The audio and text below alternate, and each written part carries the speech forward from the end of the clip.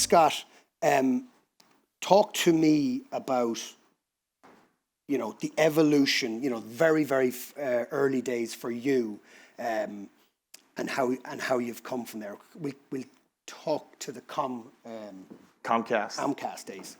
Yeah, so I kind of had an accidental falling into this space. I know that everybody in this room has largely been in the industry for much longer than I have. I've been in it since the beginning of it in the US, 2018. So it's that 7 years going on 70. It's like dog years in the US. And so I started at, I had a bunch of other industries that I worked in prior to this experience. But in 2018, I was working for Comcast, NBC Universal. And I was part of the new business ventures team there. And our objective was look outside the core verticals and figure out where new growth could come from. And we had an inkling that PASPA was going to be repealed. So I would say it was like February, March of 2018. We're like, you know what? Sports betting could be a real thing. We were looking at inspiration elsewhere in the world, i.e. Sky. I know we have some Sky Bet alums here. Sky Bet was an interesting analog. Sky and Sky Bet, Comcast, NBC, NBC Sports, NBC Sports Bet could be a really interesting analog and could be a really big growth opportunity for the company. And so with that, everyone knows that PASPA ultimately was repealed. But at that time, what we also had was we had a minority stake in FanDuel. So we had watched kind of the early days of pre-sports betting. It wasn't sports betting, but it was DFS. You watched the boom and the bust of DFS at that point, front row seat. PASPA was repealed, and with that, we're like, okay, well, we need to go out and meet everybody we can. So we flew over to Leeds, London, Dublin, and met with everybody. The Paddy Powers of the world, the Sky Bets, the Ladbrokes, Corals, William Hills, and also went over to Vegas as well to understand what was the Vegas landscape. I think what we realized was there's a real opportunity for technology to disrupt. There was the Vegas way of doing things, which is much more about odds making and having a more limited offering. There was the European version of like, we've been there, done that for the last 20 years. This is the perspective of the more mature, European markets. And we felt like, there's a unique kind of middle ground between what America's been used to historically in Vegas and DFS, what Europe's been used to for the last couple of decades, and how we can kind of marry those two perspectives together and bring something that was really uniquely American to the market. Needless to say, Comcast did not want to get into sports betting. Ultimately, that's probably where the conversation will go and how I landed at Barstool. But I think what's very interesting is even when I look back, that's almost 8 years ago, the higher level tenants really haven't changed. What do you need? You need market access, which at that point we thought was more of a scarcity. It's actually a very easy to find commodity. Then you need two other things. You need brand, be able to acquire and retain customers. And what's the best form of customer retention? A great product. You need to win on product. You need to win on brand equity and customer acquisition. You need market access. And so I think from that point onward, that's always stuck with me. It's like, at the end of the day, in every other consumer category outside of sports betting, gaming, literally every other category, product tends to win so long as you don't get drowned out. And I'll give you one example of a company that's never done any marketing. It's all been viral, word of mouth, and I know it's a bit more politicized these days, but Tesla. Tesla does no marketing. All their marketing, instead of being kind of out there and being spent on mass market media that's less targeted, is all plowed back into the product to try to deliver on those customer promises. And so I would say that was one of the other elements of inspiration that we took into Penn and Barstool, and that's the reason why I think Barstool ended up being a very interesting acquisition opportunity for when I was at Penn. And tell us about Barstools and the early days. You mentioned something around early days in the industry was around, we'll call it acquisition, and the kind of clout you needed. Yeah, so Penn, kind of transforming from the Comcast part of my journey into Penn, Comcast started to slow down a little bit, didn't know if they wanted to get into the space or not. Meeting every operator in the U.S. and international, was very clear that this is going to be an industry that was not going to go away. It's going to be fairly parabolic. And I was like, I really want to do this. And so after meeting Penn, jumped over to Penn along with two other guys. And at that point, it was early 2019, and it was build a product as fast as you can. And this is a brick and mortar gaming company, 40 brick and mortar casinos, no real online presence. And so I had no experience building a product at all at that point, and I was put in charge of product, which was amazing. I was like, oh, what's product engineering, design? It's kind of crazy. And so this is early 2019, and so started hiring as many engineers as I could find, most of whom were my friends. I had no idea if they were good at engineering or not. It was like, these seemed like good guys who I can trust, which is like one of the major things when it comes to hiring engineering teams. Yes, there are a lot of great engineers out there, but are these engineers that you can trust? When they tell you something is hard, is it actually hard? Or is it easy? No sandbagging, just like look you in the eye and get the straight facts. And so hired a bunch of engineers really quickly, hired a bunch of product people very quickly. Again, didn't know what product was at that point.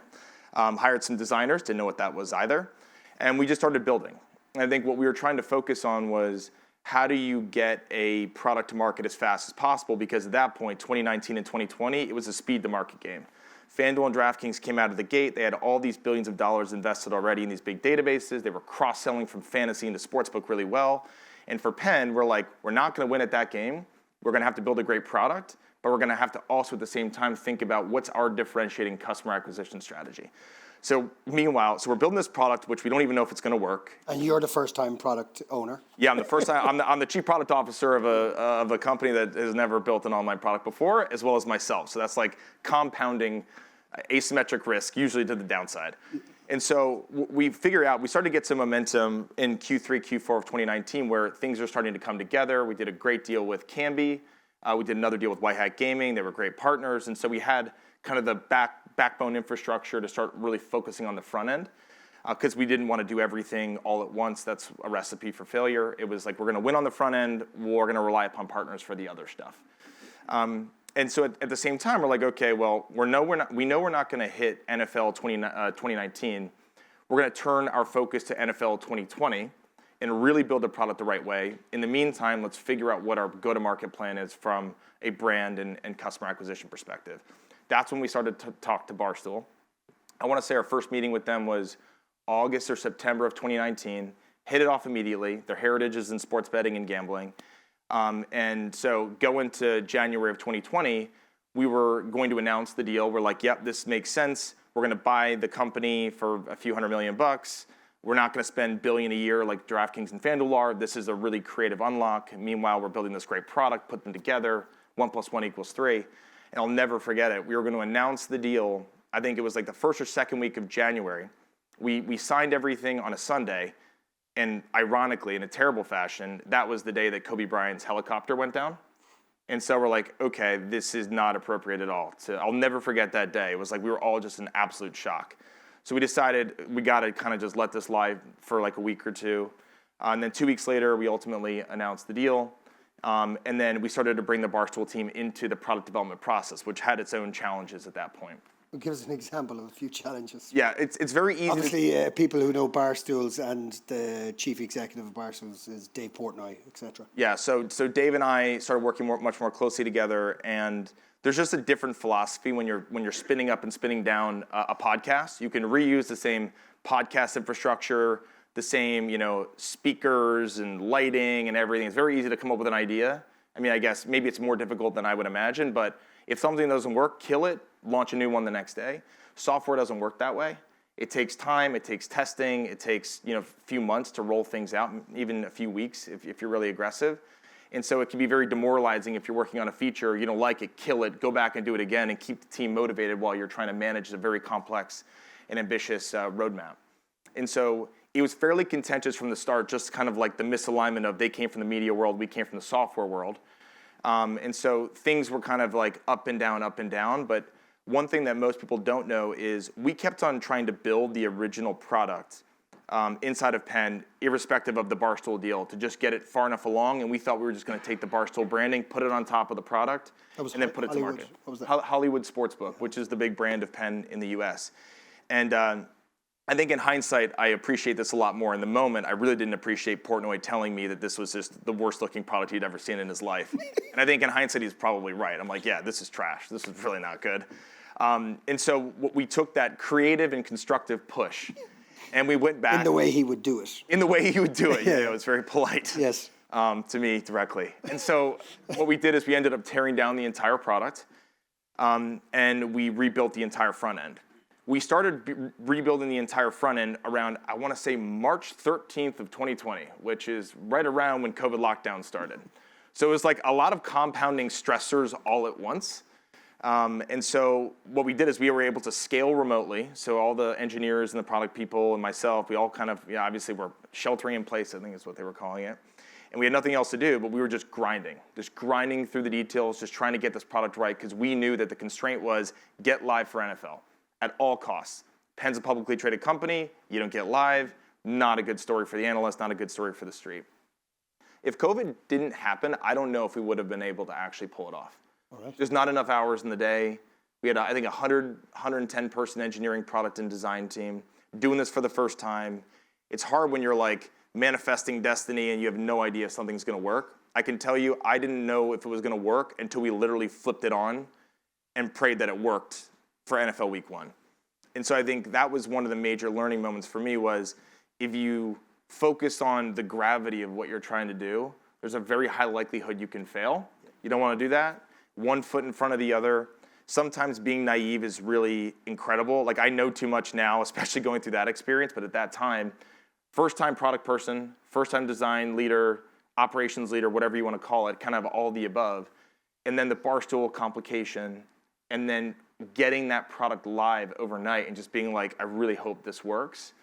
And it did work. It ended up becoming the fastest downloaded app in gaming history, like in all of North America. Hit number 1 on overall app stores for a day. So not like that. I mean, It is what it is. Yeah. But it held up under the stress, and for the most part, that was one of the most crazy journeys. It was a 2-year journey that felt like 20 years of experience. And that kind of brings you on to where you are today. So maybe if you give us the kind of origin story of how it came about with Fanatics and Matt King and Michael Rubin. Yeah. So the reason why I left Barstool was, in the most fair terms, I would say Portnoy and I agreed that like it wasn't working. I'll drink to that myself. Guys, you got to look up. A very successful person, but I'd say he could be. It could be what's the word? Challenging. Yeah, and direct. Yeah, very direct. Yeah. So we agreed it wasn't working, and so I needed to figure out what I was going to do next, and it kind of came out very abruptly. And I had a chance to go to a company called PaySafe Group. I'm sure many know who PaySafe is. They were preparing to go public via SPAC transaction. Gaming's a big vertical, and it was just a meeting of the kind of coincidences, and it was like, oh, they're looking for a gaming person. I'm like, I want to say I kind of transitioned over a weekend. It was like left Barstool and then started at PaySafe. Go public via SPAC, I think, month and a half, 2 months later. Jesus. Yeah, so it was pretty nuts. But B2B. So you were in the SPAC period, SPAC era as well. Yeah. Yeah. Wild. The scars. We gotta get to see the scars on this man's back. All right. No, you don't want to. I'm gonna live like 10 years less than probably everybody else. Was at PaySafe for about 6 months, and my heart was always like, man, the ups and the downs. You learn to not get addicted to the ups and the downs of building in the way that we built, and don't get too high, don't get too low, and all that. But I knew that I really wanted to get back to the consumer-facing side of the industry, and so. A guy named Dave Van Egmond, maybe some of you know who he is, maybe not, but he's the CEO of Better Capital, and they invest, obviously, in a lot of gaming businesses. I think gaming is their main specialty. And we worked out this morning that, Better Capital is an investor in Extreme Push. We didn't even know that this morning. No, yeah, and they're great investors, great partners. Great. But the way that I think we all agree that the industry is like half a degree of separation. Dave Van Egmond was the head of corporate development at FanDuel that got FanDuel sold to Flutter. So he knows Matt King very well. And then Dave's next role was the head of corporate development at Barstool Sports. We sold Barstool to us, and that's where I met Dave. And then, and I knew Matt a little bit from we owned that small stake in FanDuel. And so I was at PaySafe and thinking about what I was going to do next, and Dave gives me a call, and he's like, I can't tell you what it is, but there's a really interesting opportunity coming down the pike, so just like stay frosty. I'm like, okay.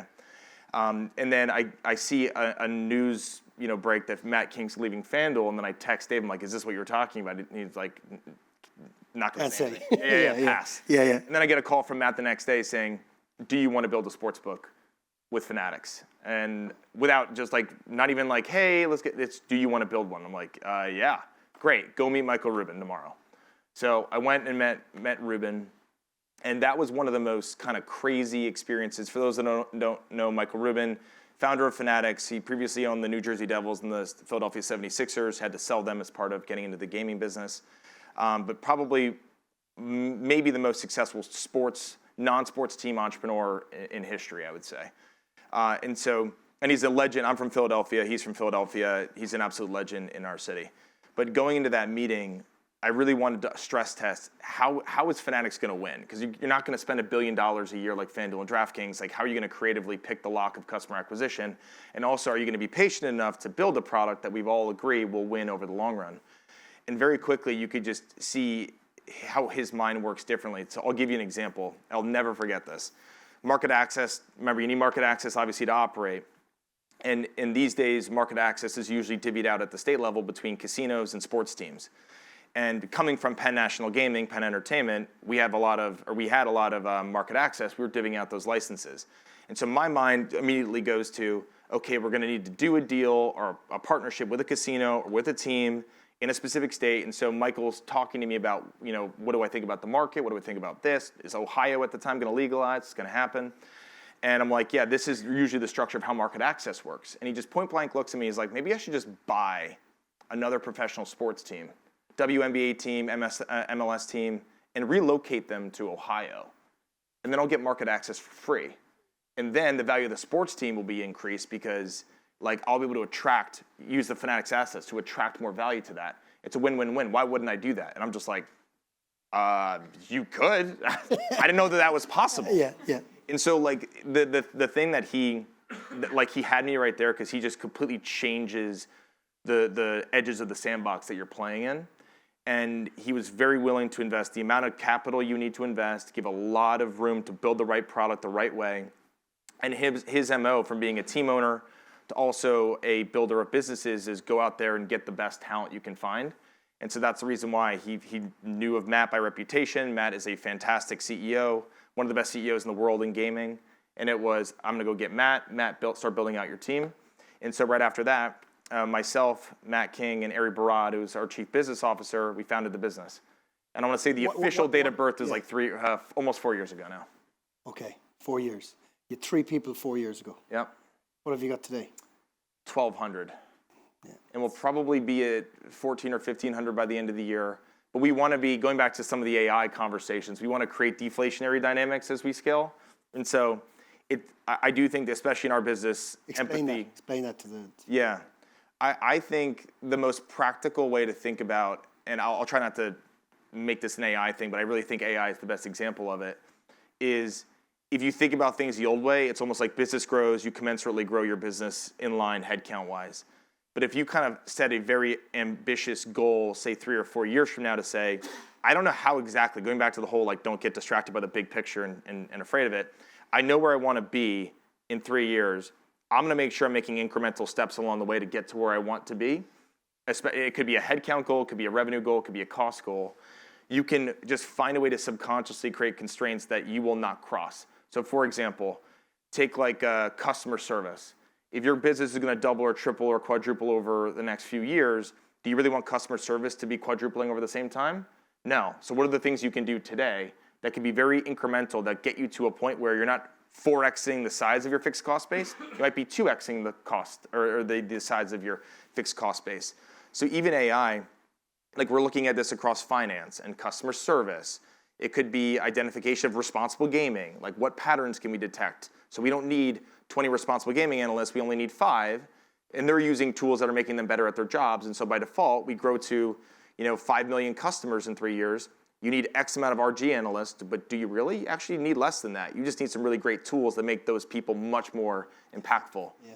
And so I would say that that is the way that we're also thinking differently, because we know we're not going to spend billions of dollars on marketing and just burn money as we scale. We want to be very surgical about how we spend.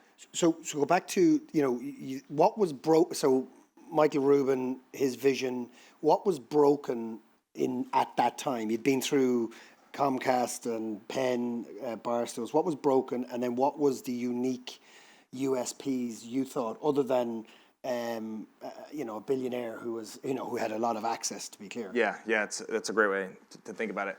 So most consumer categories, the first mover wins, but not always. And it feels like this industry has now been set in the U.S., but I don't think. It's still such early days. It doesn't feel like it, but it is. Airbnb wasn't the first way to book. Spotify wasn't the first music platform, et cetera, et cetera, et cetera. Google wasn't the first search engine.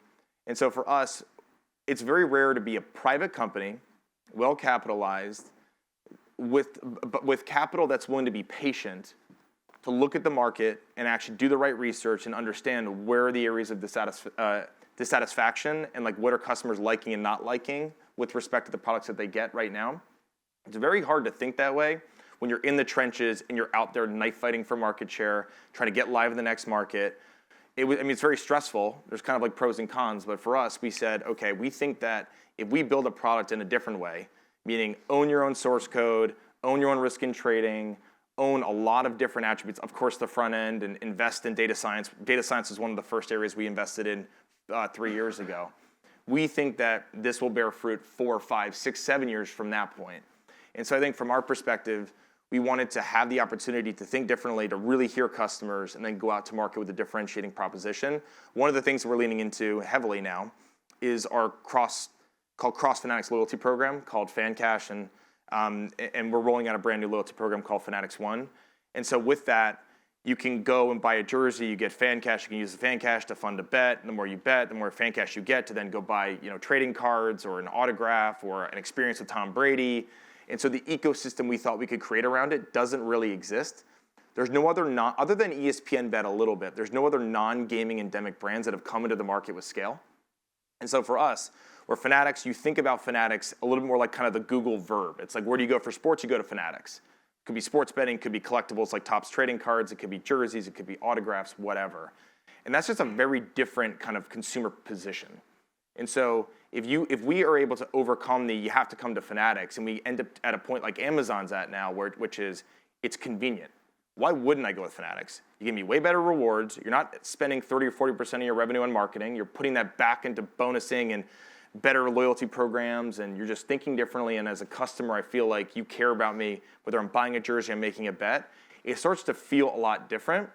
And I'm kind of killing the analogies here, but like there's a reason why Visa and MasterCard don't have membership programs, but Amex does.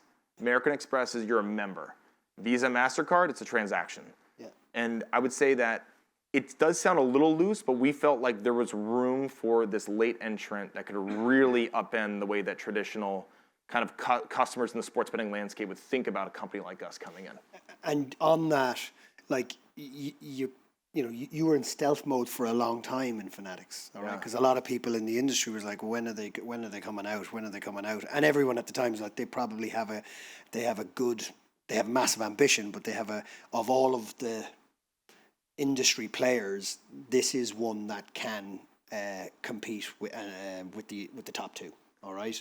So will you just talk to us about that kind of stealth mode, and then maybe take us, through, the build, as in the types of, because you mentioned it there about owning your own stack.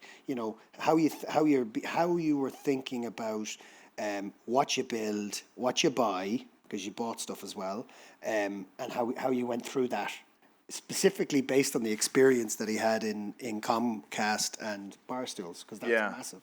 Yeah, and I think that's a really interesting framing too, because Barstool, that was like the 0 to 1, which is like you're building and then you get live, and then the 1 onward is scaling. We over-indexed towards 0 to 1. It was just like get live and hope it works. And then what you really quickly realize is this might not scale. Decisions that we made were way too, call it tech debt laden, or I remember like we barely had a CMS. We didn't have any personalization. We didn't have a lot. It was very kind of fixed and hard coded. And obviously that's not a way to scale. But we got to market fast. At Fanatics, I remember that same meeting with Ruben. It wasn't just like you can't just get live. We got to win. It was like you getting live is like the lowest amount of table stakes you could possibly imagine. So we got to win. And it's like, okay, if that's the ambition, which I love, if you're going to win, there's a lot of roads less traveled that are going to be very painful. And we use that as a guiding mechanism of we got the capital to go out there and do it. And so we started looking at potential partners, build by partner analysis for like 6 months, in addition to tons of customer research. Customer research is amazing because oftentimes it uncovers things that kind of counter your intuition. It came up actually in the panel as well earlier today. Yeah, it's unbelievable. And so we ended up partnering with Amelco, where we did a deal with Amelco where we were going to buy the source code and it would become ours. Like we fully own the source code now. Our version of Amelco looks like nothing else Amelco-wise in the world. And so we fully own that now. But at the time, it was like, yep, that's going to be our PAM, our CMS. But we know we're going to own our own front end. We're going to build natively into iOS and Android. So we don't need any of the front end off the shelf stuff that come with a Melco. But we know what we need. We need to hire a lot of engineers, a lot of design people, a lot of product people, risk and trading experts, operations experts, marketing experts. And so we started kind of through the journey of 2022 was the build. That was like where we started to build. We got live with our first product, our beta MVP, minimum viable product, in March of 2023 in Tennessee and Ohio. And it was ugly as sin. Like the back end was fairly robust, but it looked awful. And I think that we actually stuck by the whole, if you're proud of your first product, then you waited too long to launch it. And we are not proud of it. That's why we put it behind. You actually had to have a code to unlock the app past the loading screen because it was that tough to look at. But it set the roadmap for the ambition of where we wanted to go.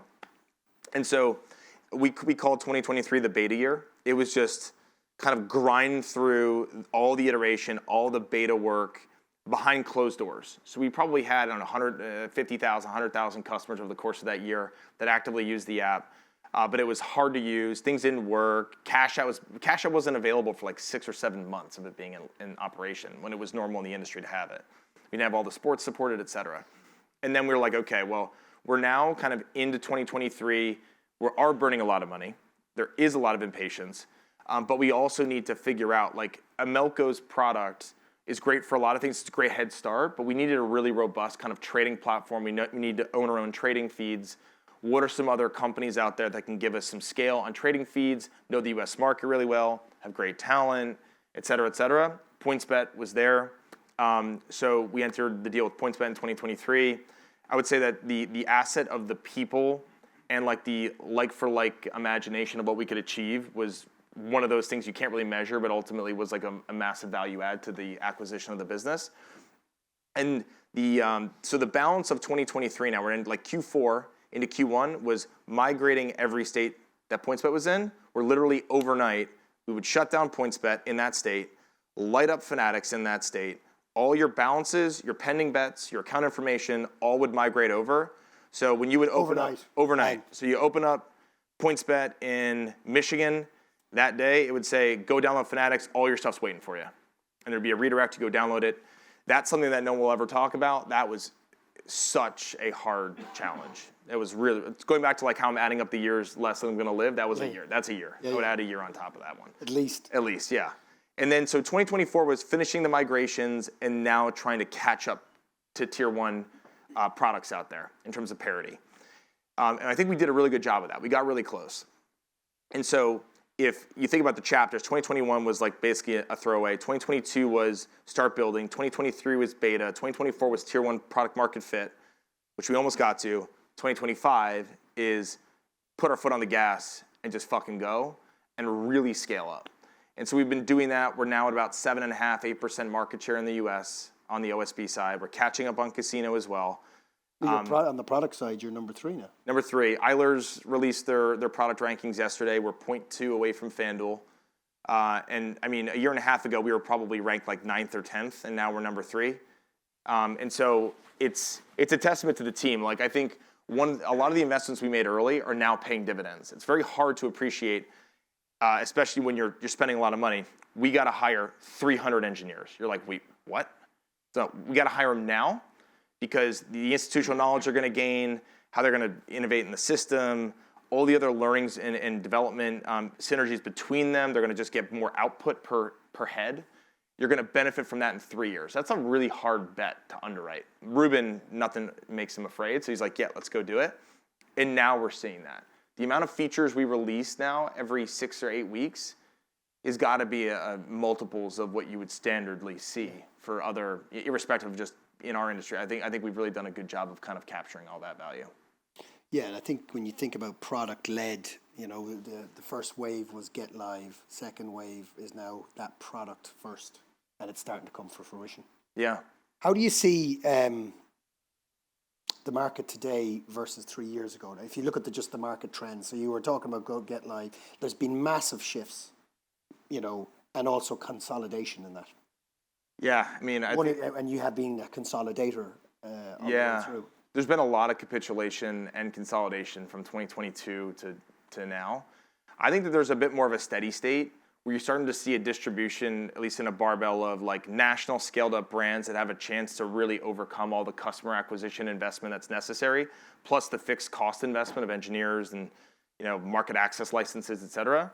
And then other operators that I think can be independently very successful, but at a much smaller scale, that are much more regional. I think what Rush Street has done, for example, Rush Street Interactive, has been awesome. Like, I really respect Richard and that whole team. Like, they've done a great job pivoting their strategy of, we want to be national originally? No, we don't.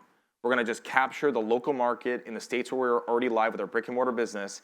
Their shares went from $3 to $12. Like, it was a very smart strategic shift. And so I think you're going to have to make a decision whether you want to try to be a national scaled up brand, which requires a lot of capital, and the product is always going to need to continue to get better, which requires lots and lots of investment, or you want to focus on a more, call it, thinned out version of product, really lean on being profitable, less customer acquisition spend, much more about cross-selling, and then you're going to see that on the other end of the spectrum, a lot of like smaller regional operators. And then I would say a no man's land kind of in between. I think it's very hard to compete, call it 2-3 years from now, just given the landscape and given the noise in the market. You think there'll be a massive consolidation or just capitulation? There's been a lot of acquisitions. Never say never. I mean, because you could always go after the market in like a multi-brand approach. If you're trying to target different demographics, I could definitely see that. But if you're looking to acquire tech, there's just a lot of tech that's already kind of been acquired. Like DraftKings has Simple Bet, and they've had their other prior acquisitions like SB Tech, et cetera. FanDuel, they're always out there looking to roll up brands and other technology providers. You got 365, you got us, you got Entain with Angstrom. It feels like it's going to be more difficult to be a roll-up target unless there's a very clear differentiating strategy for the specific target that you'd buy, especially for consumer-facing brands. I think for B2B, all the larger operators at scale, it's open for business. If it's a good idea, if it's a good opportunity, it's going to clearly improve unit economics, then of course you'd consider it. For the smaller brands, though, I think it's just going to be much harder. Market share in kind of 3 years' time over 5-10 brands, or 5 brands, call it. I think it's going to be just like the UK, honestly. I think it's going to be top 5 brands have 15 to 20% market share. The rest have 1 to 2. Those that have 1 to 2 or 3, when you look at nationally, might have like 15, 20% of the profit pools in specific markets. For example, Rush Street has Rivers in Chicago or Schenectady, New York, or where I live in Philly. They're going to capture a lot of share in that local market. It doesn't look a lot when you measure that as a denominator of like national revenue, but locally, I think very successful. You're very successful. Yeah. I think that there's going to be a lot of those. Okay, we'll change it up for a second. Regulation, where is it heading? And talk to us about your how you think about the likes of sweepstakes. It's a lot of talk about sweepstakes in the States at the moment. Yeah, all these conversations it could be sweepstakes, it could be predictions and futures, DFS 2.0. I think at the end of the day, every operator in the U.S. market's looking at all these opportunities because it's starting to converge. Like I think, especially you look at a state like California, you have tons of sweeps operators. You've got futures and predictions now available in California. You've got DFS 2.0. And if you're an operator that wants to get into California, you almost have to be paying attention to what's going on there, especially if you think California or Texas or Georgia. Florida's a bit of a red herring, but those states at least are going to legalize. Like you have to have a perspective. And so I think whether sweeps is here to stay, TBD, the future side of things like predictions, I mean, being regulated at the federal level is very different than being regulated at the state level. And so I think all these conversations are converging. I think Peter Jackson even said yesterday on the Flutter earnings call that FanDuel's even looking at all of these different alternative verticals. I think when it comes to and so it's a less definitive answer, but I think in the next 6 months there's going to be a lot of change. I would say when it comes to these alternative types of products and maybe some overlap with regulated players, maybe not. I think when it comes to I know regulation sometimes means taxes too. I think tax headwinds for sportsbooks is very real in the U.S. But give us an example of that. Yeah, so I mean, I think Ohio tried to increase tax rates for the second year in a row. Illinois thought about trying to increase tax rates. Every state now is saying, you know what, we need to raise tax revenue because we've got local tax deficits. Very easy to just go to the gambling operators and say you should pay more. I think the counter I would have to that would be an incremental 5% to OSB tax rates is not as valuable as just legalizing online casino and then taxing that at whatever you want to tax at. Because online casino markets are usually 3 times as big as the OSB markets. I mean, if New York legalizes online casino, that will be a $2.5 to $3 billion iCasino market in that state alone. It's already $1 billion high tax market for sports. Difficult, challenging. Yeah, 51% tax rate. It's very hard to make money. I don't care what anybody says. No one's making money in New York. Yeah. You're basically just allocating fixed expenses in a very efficient way to New York, but you're not making money in New York. Very hard to make. Using it as a springboard, or as a springboard in the tri-state area. But if New York were to legalize online casino, then all of a sudden, I mean, that would turbocharge the tax revenue for the state. As long as it's a reasonable tax rate, everyone will win. So I think like the more that we can kind of spin that positively, I think the more, less resistant I think everyone will be to just tax headwinds in general. Illinois is a huge market. New York's a huge market. And for what it's worth, Ohio, I think it's Ohio or Indiana in the last day just introduced legislation for iCasino. If they legalize, then all of a sudden you're going to have people driving across the border of a state going into this new state, just like we have with sports books, and betting there. That's lost tax revenue for the state where that could legalize online casino and capture that themselves. Okay. And do you think that's the biggest disruption over the next year or two? Tax rates? Yeah, gonna. I think just structural disruption is much more like the alternative emerging categories of like picks, predictions, fantasy, sweeps. Because like a sweeps provider doesn't pay gaming taxes. We do. And so there's like a very strong incentive to pay close attention in New York. I mean, New York's taken a much harder stand than other states, but when you look at, say, a state like Pennsylvania, where I live, there's a 36% tax rate on sportsbook operators that are regulated, 0% for sweeps operators. Yeah. And so eventually they're going to pay attention and make a decision, or at least maybe not make a decision, but at least have a perspective. And so I think at that point, maybe then there's more normalization to kind of common ground, because it is pretty tough. Like when you're trying to do things in a certain way and operate very much in the white market, to then be competing with alternative operators that are paying no tax, it's very hard to compete against that. Yeah. Wouldn't be an iGaming expert somewhat unless we talked about responsible gaming. How do you guys how do you guys think about that? Yeah. I think responsible gaming is important to every operator. It's the whole adage of regulate yourself before the government regulates you. I think what makes it especially important for us is like we're not a gaming endemic brand. Like if we don't set a good example or be very proactive with RG for our customers, that can impact them with their journey across all of Fanatics. You buy trading cards with us, you go to games with us. Like we've got brick and mortar merchandise stores, online stores. We power. And we more and more internationally, we power online stores for a lot of teams overseas as well. And so we have like an especially important promise to the customer that we will protect them. And so what does that mean? It means, okay, there are certain bare minimum regulations state by state of like types of limits you can offer or what you have to do and what signals you should look out for, what commissions or committees you can join. We do more than that. Like we have our own responsible gaming roadmap that says, okay, well, like these are the types of limits that we're required to have. These are the ones that we want to have, though, just in case. Like just because being able to regulate your play, great for the customer, great for us, because you are a more sustainable customer at that point.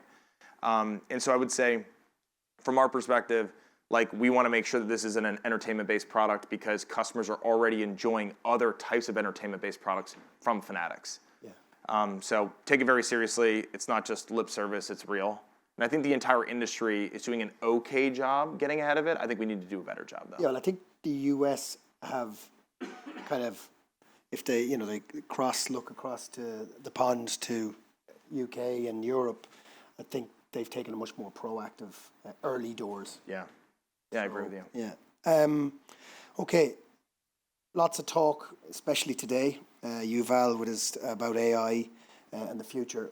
What do you see practically? We're doing a lot of stuff in agentic AI, but we're all about the practicalities of when you can deploy it, how you can augment it with, how it can augment, teams to make them more productive, etc. How do you guys think about that, and what are you doing right now, or how do you envisage it in the next 3, 6, 9, 12 months of how you're going to implement AI? In what cases, use cases? Yeah, I love that question because it's very near and dear to me, and I've been pushing it a lot in our company. I think one of the sources of inspiration I've got, I know Klarna is a lot more popular, I think, in Europe than it is in the U.S. U.S. has Affirm as the primary buy now, pay later company. Which one? Affirm. Affirm, okay. Affirm. But Klarna, I'm not sure everyone knows the Klarna AI story, but it is like incredible. Where Klarna had like a $40 billion valuation in 2021, peak ZERP era, crazy valuations. They had structurally unprofitable business, and so they had to figure out ways to think very bold about how they're going to actually become a profitable business that can actually IPO someday. And so I want to say their valuation went from like 40 billion to like 4 or 8, massive drop. And so the CEO, I think it's Sebastian, CEO came out and said, okay, we are going to be an early mover on AI, and we are going to say for the year, and this is this is mid 2023, and it was we are going to overhaul all of our operations team with AI. What that meant, he didn't really know. It was like we're just going to do it. We're going to go 10 out of 10 overnight. And in fact, last year he made a commitment that said we are going to backfill every headcount, every regrettable attrition person or attrited person. We're going to backfill with AI. What does that mean? We're just going to figure it out. They actually stuck to that promise. And so at scale, they've got AI via OpenAI doing the work of 700 customer service agents. They have, I think it's like 96% of everybody in that business, thousands of people, use AI for their daily tasks. 97%? 96, I think. I think it's something like that. And I think he came out 2 or 3 months ago because they were preparing for an IPO and said, yeah, we went a little overboard. We're probably going to come back to something. We're going to hire people again. So let's just say he went from 1 out of 10 to 10 out of 10 on the ambitiousness of AI. He's probably going to ratchet back. Speaks to what you talked about earlier, though, with Ruben, as in what's the outcome? Just go for it. Yeah. Sorry, go ahead. So he's probably now back at an equilibrium point of 8 out of 10. Yeah. He would never have gotten to 8 out of 10 if he didn't try to go for 10 out of 10. So using that as kind of like some context setting for the way that we think about it, we know that this is here to stay. It's not going away. I am not a believer at all that like overnight flick a switch, AI does everything, see you later, we all just go hang out on the beach, or we're all dead because it's, the dystopian view. Yeah. But I really believe that if it's very targeted, that you can sleepwalk your way into being an AI-driven business so long as there's a macro strategy. So for us, we think about the world of like the next 36 months are going to be truly transformative with AI. Where can we deploy it right now, knowing that every models today don't do everything perfectly for every use case. So for example, take a financial model, dump it in OpenAI's ChatGPT, not going to work. There are purpose-built, whether it's agentic stuff or like offshoot AI algorithms that do certain things really well. So like what we've seen is like retroactive analysis on customer service chats. Llama's great for that. Gemini, really great for ad hoc questioning, but really great for call it the like consumer-facing deflecting AI. OpenAI is really good at that. And so we're not married to any specific LLM and trying to now pick winners and losers. We're very much open and agnostic to what's going to work best for the use cases. But what works best for the finance team around like, hey, look, I want you to analyze this model and come up with some just of the key sensitivities because I don't have time to go in and play around with all the numbers to see what moves what the most. There's going to be a specific LLM that works really great for that, which is different than the LLM that we can use on the customer service side to just be able to answer a question in real time about what happened to my bonus, why didn't I get it, I'm missing my refer a friend credit, why did you grade this specific bet the certain way. Llama might not be great at doing that, or these other AIs might not be great at doing that. And so we've just taken the approach of we're going to look at how we can augment existing things we do with AI, suspend disbelief and assume that we're going to wake up 3 years from now and we're just going to be using it naturally every day and just really focus on incrementality. Because, again, it's not going to happen overnight, but I think 1% per day compounded is like 10x change over the course of 2 years, more than that, which is incredible. Yeah. And so that's the way that we think about it is every day, how am I using this to make my job better? And don't just give up. Because there are like taking. Do you have enablement programs and stuff within the business yet? Not really. We more like call it champions. Like I am one of those champions of especially overseeing. I should have mentioned I oversee product design, retail operations, trading ops, risk, fraud, payments, and customer service. There's a whole bunch of stuff in there that could benefit from AI. Retail, if you're a retail customer coming in, maybe less so. But if you are, a customer service agent that's interfacing with a customer, or we want to try to use AI to figure out pattern detection for fraud, of where fraud might be coming from. We use Sift and Salesforce and some of our other enablement platforms. How do we integrate with them in a way where we can get the right data piped into them so we can actually run that data through our LLMs? It's all different use cases. But depending on the function, there might be a different answer. Yeah. So we're not married to any specific answer or LLM for a specific use case. Brilliant. Okay. I think we've got an awful lot of we've covered a lot of ground. A couple of quick fire questions now. Favorite launch moment so far in your whole career? My whole career. Fuck. You didn't know this was coming at you, did you? It would be disingenuous to not say Barstool because I actually didn't know if it was going to work. And I remember thinking vividly, talking to my wife about this, I think I will never get another job again if this doesn't work. And then it was, it worked. Blackballed in the industry. Yeah. I thought it was dead. I really did. So I would say that. Can I do my... You can do second, yeah. No, 100%. You can do a third if you want as well. Second would be the launch for this most recent NFL season. Because they have the concept of the J curve where it's like you're in honeymoon period, then you go through depths of despair, you think that it's never going to work out, and then you come out of it.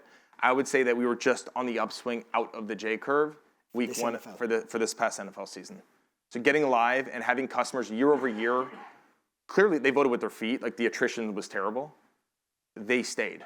And so we've seen really good retention since then. So that's my close second. Brilliant. Yeah. Most misunderstood part of building a betting brand? What is the most misunderstood part of building a successful betting brand? The last mile detail is so important. What do you mean by that? Every nuance. Like, I'll just use, again, in our industry, you can have a login flow, you can have sportsbook, you can have a casino, you can have the right games, you can have the right markets. It's not just about that. Can I sign up in 30, 40 seconds? Because that's how fast I can sign up on Caviar and get my food delivered to me. When I make a deposit, does it go through? And if it doesn't, why didn't it go through? Is it on the card issuer? If not, what's the failover flow? How do you get your money on quickly? When you make a bet, is the market available? All the time. Then I bet on it. Can I cash out of it? All the time. And say I cash out or I end up winning my bet, can I withdraw immediately? Those are just some examples. Very easy to say, very hard to do. Registration, of course, there's KYC, there's fraud, there's all these reasons why you can't do it in 45 seconds. We're there now, though. You can sign up with your phone number and you're in and out of reg in 45 seconds. Like they said, and if you read the Eilers report, we've invested so much time in brain damage on cash out. Cash out was one of our areas of dissatisfaction a year ago. Now I would say we're market leading there, and Eilers even called it out. Great. You can have 7 different player prop parlay combinations you can cash out of that. If that's not available, though, customers will reach out and be like, hey, look, I was going to cash out. You didn't let me. Wasn't available. I lost my bet. I would have cashed out. I'm leaving. I'm never coming back. And it sounds so easy to just say have these window dressing things. But cash out needs to work 99.9999% of the time, not just 95% of the time. So that last mile and grinding through the detail, it might not seem as sexy as going out for the next thing. That is where you make or break, I think, your customer retention and ultimately your customer experience. You mentioned one of your new product features was Fair Play. Yeah. I know it's not in the last mile, but it's pretty interesting. You might just kind of... Oh, yeah. I think Brian touched on it earlier, but if you kind of give it a bit more. Yeah, Fair Play is awesome. It's going viral right now, too, which is great.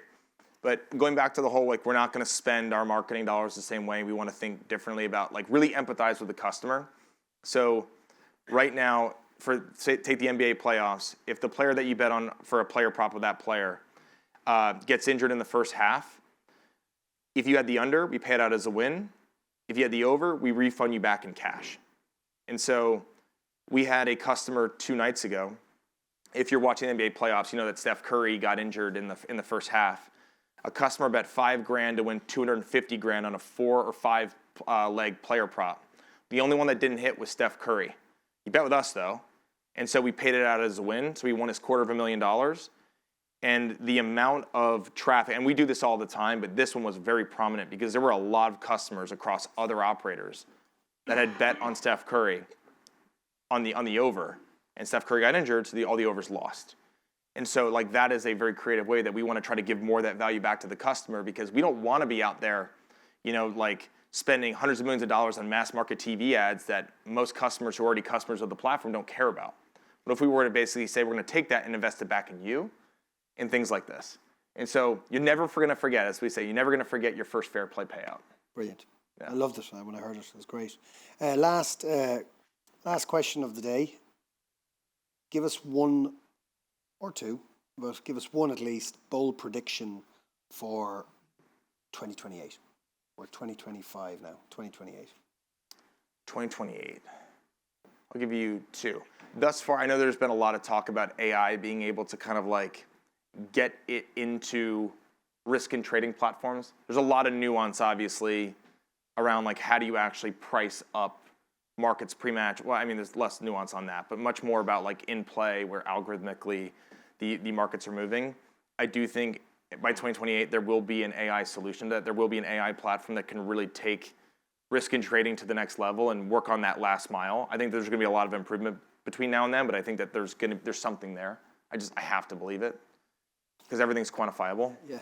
I think the other thing is, I would say that the top 6 operators right now will not be the same top 6 in 2028. Okay. I think, and let me be bold, I think 2 of the top 6 will be out of the top 6. Maybe 2 new in. Okay. Are you going to predict where you're going to land? I want to see, by 2028, we should be top 2. I want to see us be top 2. That's brilliant. I love that. That's the bold ambition, and obviously We want to be top 1 though. Yeah, yeah. No, I know that. I want the goal. You've come in at a 4 years behind. 5-year deficit. And you're now at a trajectory, unbelievable trajectory. So congratulations on that.